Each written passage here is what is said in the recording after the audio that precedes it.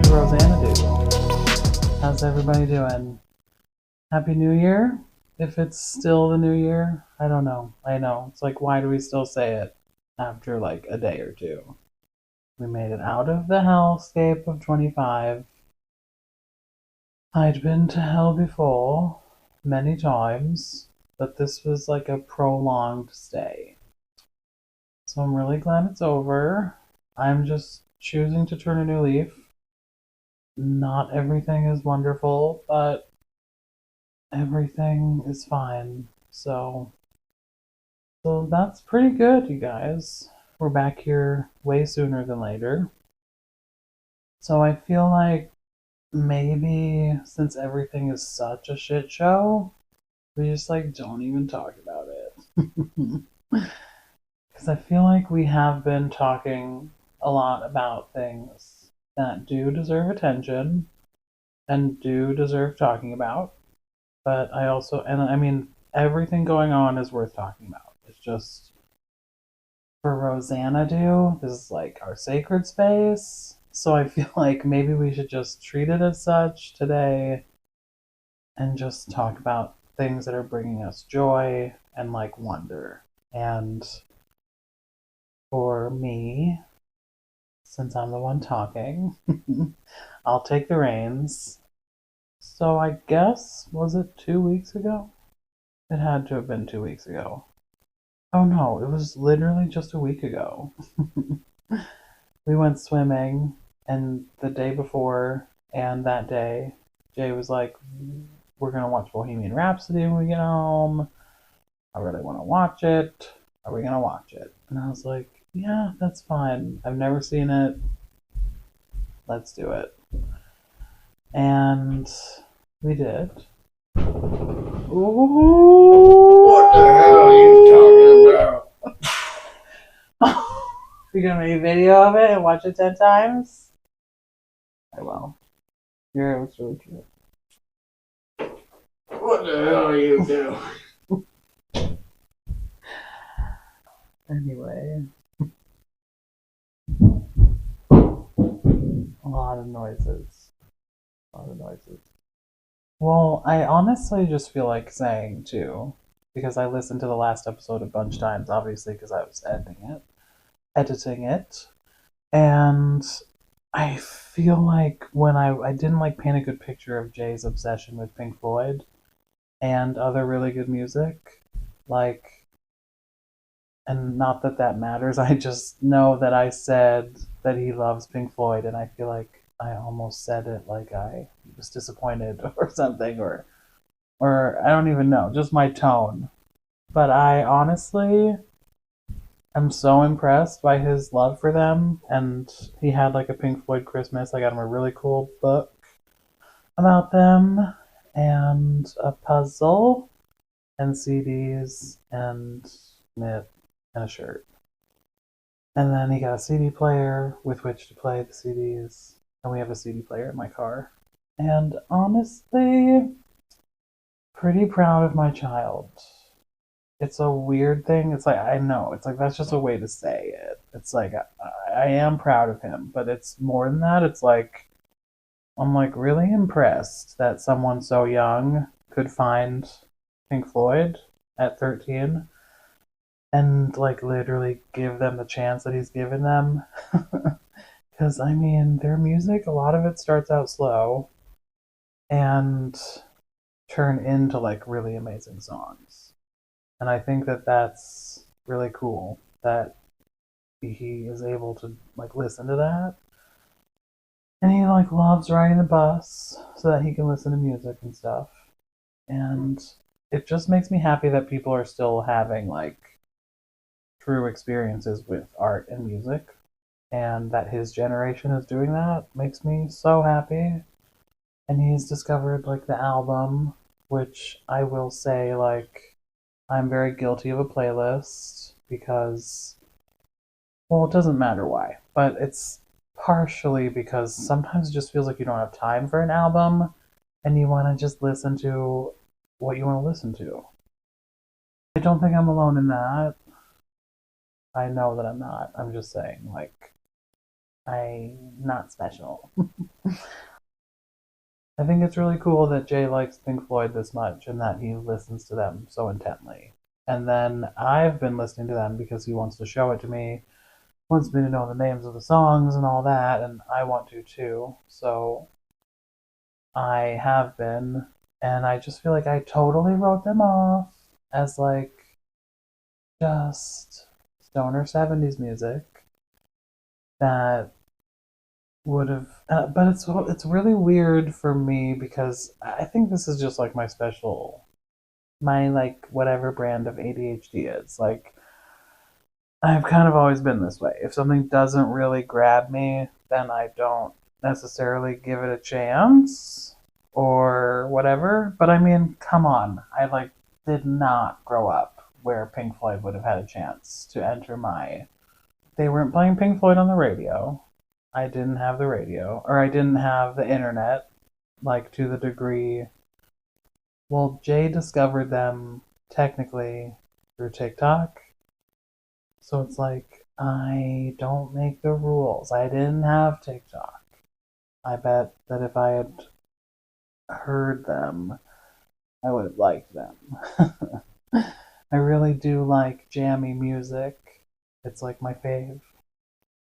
So I wonder if I would have liked Pink Floyd if I had ever really given them a chance, or like if my mom had liked them. It is hard to say, and I mean, it doesn't matter, but it's just super interesting to me to be in the middle of like Jay, who is so young, and of these new generations, and then there's me who like never listened to Pink Floyd, like for real, never. I don't think. Like even like in the past year, I did kind of get into them, maybe a year or two, a little bit. And I definitely loved like Great Gig in the Sky and Dark Side of the Moon because I'm a planet Earth citizen. But I just mean like I have not listened to their albums. I like for sure have not at all. And never did and probably never would. Because I just was like, oh, I know them. I know everything. So I no, I'm just kidding. But like but not Jay. He has fully immersed himself, listened to all of it, shown me a lot of it, made me a playlist. And now I'm like a total convert. And he knows that Radiohead's my favorite band. And he loves to debate, even though he's not listened to Radiohead more than like the handful of songs that he's heard me play in the car and stuff over the years. Um, I just like for some reason never really played him that much Radiohead. I don't know why. I probably did more when he was younger, and it's just funny because they do remember so much, and as they grow up, they remember so much. But like now that he's 13, he like really doesn't remember a lot. Just as far as like, well, I'll be like, well, I played this for you, like, or like Meme would play this for you, or play this all the time, like you've already heard this song 100 times. But he doesn't remember what it was for because he's a normal person. So I'm like, Pink Floyd's my favorite band now. That's how good they are. Everything is so well done and sounds so good. There's like something about these recordings from the 70s and 80s where like everything just sounds, I think, better. I don't know exactly what it is. It's almost like each instrument was recorded at a better quality or something. Like, but I have no idea. But I mean, like, I'm an avid music listener, and it just kind of is hitting me now because I haven't listened to that much music in the 70s besides like Led Zeppelin. Because my mom loves Led Zeppelin, like, freaking loves them to death. Has seen them just lots of Led Zeppelin playing in my life as a youth, so I was already primed to like them. I mean, he really likes very cool music that has now sort of given me permission, I think, to like it too. I mean, he loves Big Audio Dynamite because I love them and my mom, his meme. is the reason I love them. If you're not familiar with Big Audio Dynamite, it's The Clash's Mick Jones' second band, arguably better than The Clash and more influential in a way. Um, really, really good. If you don't know about Big Audio Dynamite, definitely uh, check it out. It's like a 90s thing where, well, late 80s, early 90s.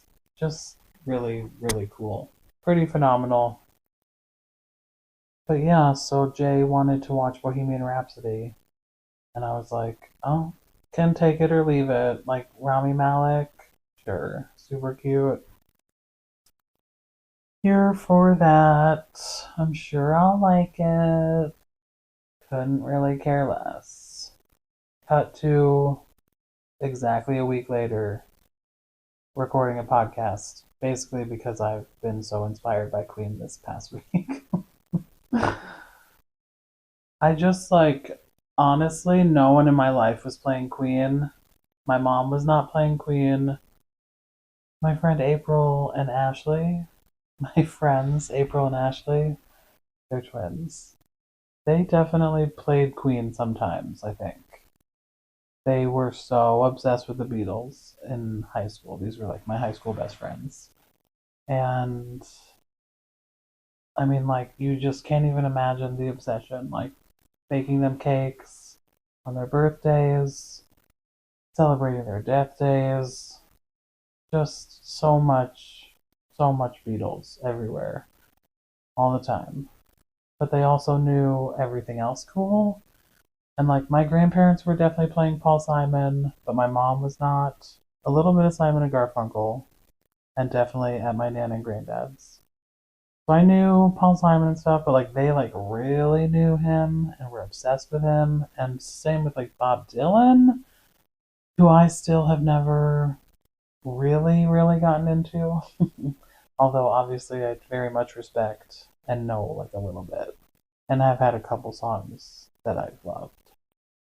Anyway.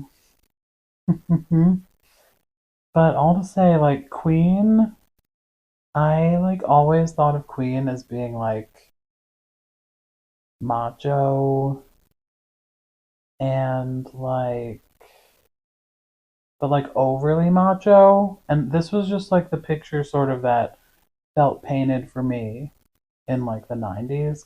I feel like you'd only really hear their music as stadium rock back then if you weren't a fan already. Because like I really wish that I had been a fan and that it had been introduced to me. Well, I honestly feel like I'm like in high school again, rediscovering like Radiohead because I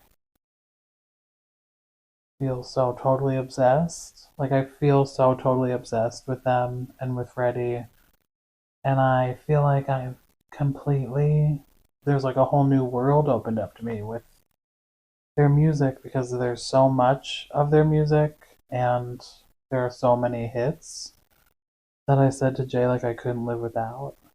And I mean, I said to Jay, there's like 50 songs of Radiohead that I couldn't live without. But there are definitely right now, and I haven't even listened to all of it, but there are now like at least half a dozen Queen songs that I couldn't live without. And it just makes me really happy to have discovered something that I love so much and almost like freaked out because of how much like I'm getting out of it, how much I'm getting out of their music. I'm finding it like extremely emotional and weirdly resonant. And it almost feels like the universe was like, oh, like we heard that you like music that makes you feel like this. And so here's like a whole band of four people who are all doing that at the same time, and every song is like a complete like musical explosion, like topped with Freddie's vocals that almost feel like completely unmatched in like Western rock. I just vocals to me are probably like my favorite thing, but I love drum and bass and guitar so much too. It's like almost embarrassing do love things so earnestly and so much. It's not cool to talk like this. I totally get it, you guys. And I totally get that I'm completely late to the show. And I just want to say, like, I definitely did when I was like a teenager, late teenager. I loved Bohemian Rhapsody and I loved Somebody to Love. I'm not a stranger to those songs. And We Are the Champions, I grew up loving. So it's like I did love them, but it's like I thought, like, this is not for me though. This is like rock for I don't know who, because like I wasn't around back then. I don't understand what it was like back then to like have this music be what was playing at the time. And what you were hearing at the time and what people were like talking about and excited about and listening to and like you would be excited and listening to. But like it just didn't ever seem for me. It's almost like they seemed like too big to touch, where it's like, why would I listen to that? I've already heard it. But no, I am so obsessed. It's it's like a revelation. I don't know how else to describe it. I feel like I can see with like new eyes now almost. In a way, this is like how I am. I don't know how to describe it, but clearly you can see I'm insane. I feel like I love things that are special. I just feel like they're like a very special band, and that has been clear to everyone except for me. And so I was blind, and now I can see, and that is how it feels. It feels like, oh, I totally get it now, and I am like fully obsessed, and I'm like upset that Freddie's gone, and I just want to know everything about them. I've literally listened to his biography, and restarted it. In fact,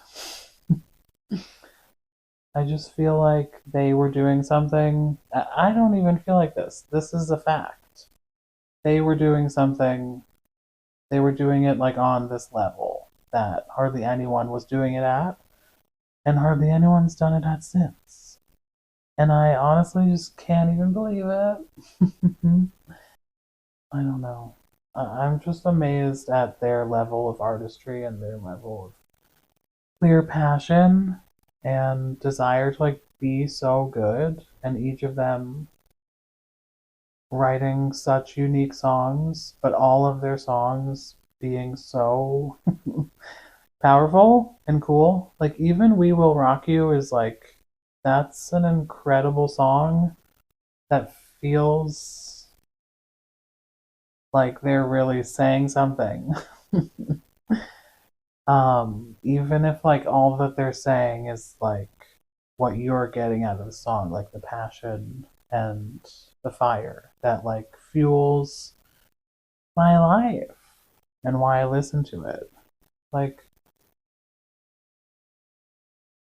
I don't know. I think I'm going through a lot right now because my mom is dying pretty much before my eyes. And it's very brutal to see. Probably gonna cut this part out, but she's in a lot of pain and everything's really rough. And like, it's not gonna be much longer, it doesn't seem. But like, I am very young and this is not great for me. And at the same time, my fucking father is also passing.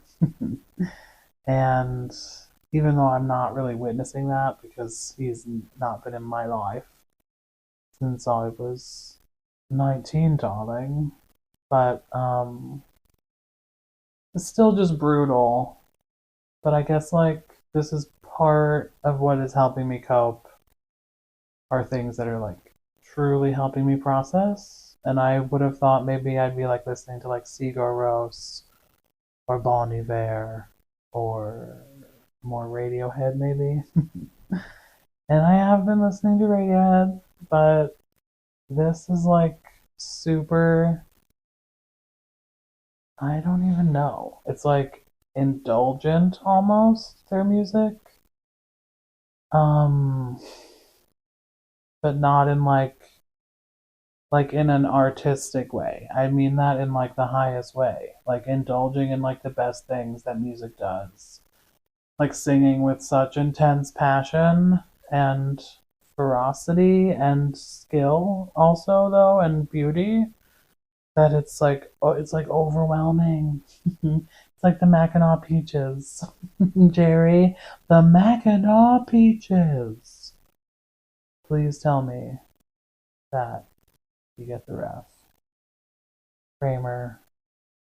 I wonder if our international listeners watch Seinfeld or have seen it. Um, but yeah, that's Kramer. The Mackinac Peaches only happen for 2 weeks out of the year. And man, peaches are like, he says it's like a volcano exploded in his mouth, I think. I just watched it tonight. You guys, honestly, music is such a gift. Queen is one of the ultimate gifts of that. It's like the highest art.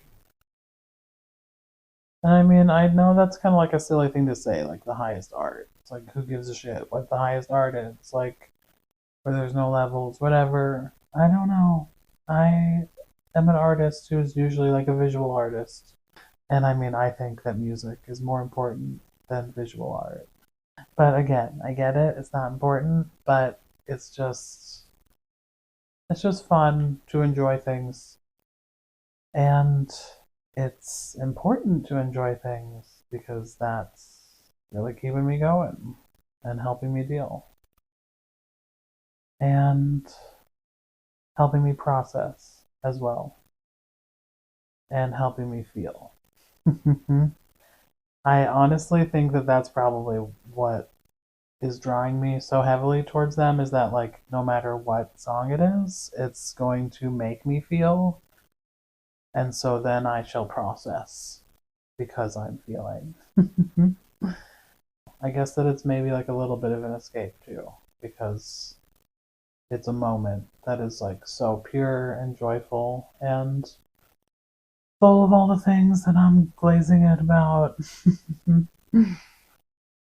I am excited to listen to more of their music and like sit with it and I've been like almost too freaked out to like watch any footage of them as a band besides like some live stuff and the Live Aid performance because I'm like so hyperfixated. I'm like I don't want to become even more hyperfixated, so I'm like let's this is a marathon, not a sprint. Like so I've listened to the biography of Freddie Mercury and listened to a lot of their music and thought about them a lot for a week now. And I have not watched Bohemian Rhapsody again, but of course I want to, even though. Can we talk about how it should be so much better and how the story should have just been more accurate? And why is it so watered down? But it is really good and phenomenally well cast. And I get it, but also it's like just because it was so long ago, like can we still make it accurate a little bit more or more detailed? Like why not? It's gonna be a movie that lasts forever. This is supposed to be the biopic of Freddie Mercury. Like let's make it a little bit better. But at the same time, it was cute and cozy and I mean, but at the same time, it was good. So I'm definitely gonna watch it again. Let's be so real. And I will say it's like reinvigorated my love for music from that era already because like I kind of thought that I knew a lot about the 70s or like I kind of was like, oh, or not that I knew a lot. That's not what I mean. I feel like I had a handle on what it was all about. But I'm finding through Pink Floyd and Queen and like Paul McCartney and Wings and like oh, just a lot of it. I did not know it was so good, you guys. I didn't know it was so good. Heart, I mean, Phil Collins. Okay, can we talk about that for just a second? I have played Phil Collins for Jay a few times this past year because I'm so obsessed with Take Me Home. Because Take Me Home is one of the best songs ever written. But understandably, it's like, I get that it's not going to be Jay's favorite song, so I didn't even try to think if he would like it. I was like, he's not going to like it. He was like, I don't understand like why you like Take Me Home so much. It like doesn't have a real chorus. And I was like, but it's such a good song. Some songs are just structured differently than what we're used to, but they're still worth it and amazing. And I think some of the best songs like build to something and so have like a beginning that might not feel the best or like might not be your favorite. So I said my piece, he said his, we go about our business. A couple days ago, he said actually that he listened to it at school twice and that it was like one of his favorite songs. He's like, I'm sorry, it is one of the best songs. And I was like, oh, holy shit. I'm so happy right now because it is one of my favorite songs. It's like that makes it worth it, you know what I mean? It's like you gotta embarrass yourself in front of your kids a lot to be like, and you also have to be super low key about a lot of things. You have to be like, this doesn't matter to me at all. I don't care about this at all. I don't care if you like it. Or like, yeah, I like it, but we don't need to. You know, there's just a lot of things that you have to not say as a parent, and then it ends up paying off sometimes. And honestly, it usually does pay off. And I am very lucky. Jay is like the best kid in the whole entire world. So, what are you gonna do? I'm just the luckiest person in the world. I feel like I'll probably talk more about Queen because I kind of can't handle it. I just feel happy and lucky that there's still music to discover. That, like I said, I kind of feel like I'm in high school again with the rediscovery of something that feels like so special and world opening. I don't know what it is, but it feels not since Book of Mormon have I felt like this, I think. Book of Mormon also was like, oh, I am so back in like the vocals, the music, the humor and the intelligence, like so fully on board. It's a good feeling. I enjoy it. I enjoy finding something that resonates like in my soul. And that is what this feels like a rediscovery of something or like a discovery of something that feels like home. Like when I listen to Freddie's voice, it's like so, I don't know why, but like the word like accessible. Like it's the most beautiful, true expression, and it also feels like there is so much emotion, and there's like so much like emotion and truth and feeling, or maybe is what I mean, behind his vocals. I'm like extremely impressed and extremely happy to have something to look to for inspiration and uh I don't know. I think like I'm connecting to like it's that's like what it is. They're all expressing themselves so truly, and that is what I long to see. That is what I long to do. It's what feels true and good. So I guess that's like the gift of it is to see what like a reflection. It's like maybe that's what it is. Things that resonate so much, things that feel so right. It's because it's like there's truly like a resonance there where it feels like a true expression of humanity, a true expression of art. Art is life. Art is like inseparable from life. I mean, nature is beautiful and gorgeous, like on a level that art constantly imitates.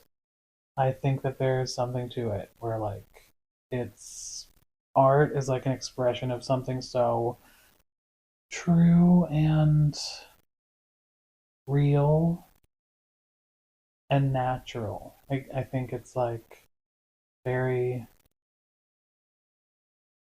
if you're an artist, like, then your expression will be true. I don't know how else to say it. It really feels, I'm like getting emotional because it's like his voice like rings true or something. I think that's why they resonate so much, is because they all do. Their music does. It really expresses what it's going for, and it's like going for a lot. It's very campy, expressive, orchestral, big, sweeping, super layered. I mean, like, I definitely remember listening to Bohemian Rhapsody a lot. Totally lost in it and so obsessed. I love music and I love Queen. I am grateful to be starting off my year with such like an explosion of something that makes me actually happy and feel weirdly seen. Like, it just feels like this is my music. This is my vibe. I am here for this entirely. So I guess check out the Rosanna Do playlist if you want to see what songs I can't live without. I'll add them all. It's all like a remembering with the Rosanna Do playlist because I think music comes and goes in our lives. You rediscover things, and that's the beauty of it. I will stop talking about Queen now. Jay got a CD player and a radio for Christmas, and so we've been listening to the radio. 104.3 Jams specifically is like what the station is set to. And fam, let me just say, me and my sister would sit for probably hours every night listening to the radio, and obviously some CDs too. But it was fun to listen to the radio because you didn't know what was going to play. You wanted to hear a specific song that you didn't have on CD. All of that. The radio is a huge part of my childhood. And it's very funny because every time Jay turns on the radio, it is a song that could have been playing in the year 1999, the year 2000. Literally, there has not been one time that he's turned on the radio and it has not been a song that could have been playing there. Starting with Nelly featuring Kelly Rowland. Tonight it was Britney, and then Nelly. What more could you ask for? I genuinely don't know. A radio playing those hits in your son's room while he gets ready for bed?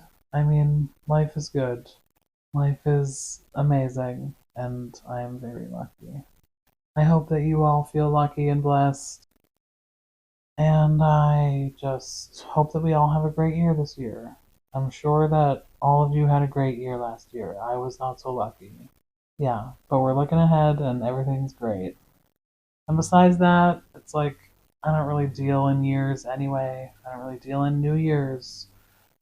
I just live my life according to the season that it's in. And if that matches with what's happening collectively or whatever, who gives a shit? Not me.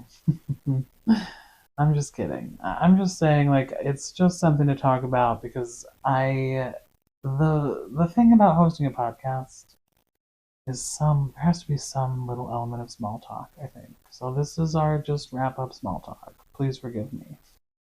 Guys, just know that I'm so happy you're here. Thanks for listening, and I'll see you next time on Rosanna Do.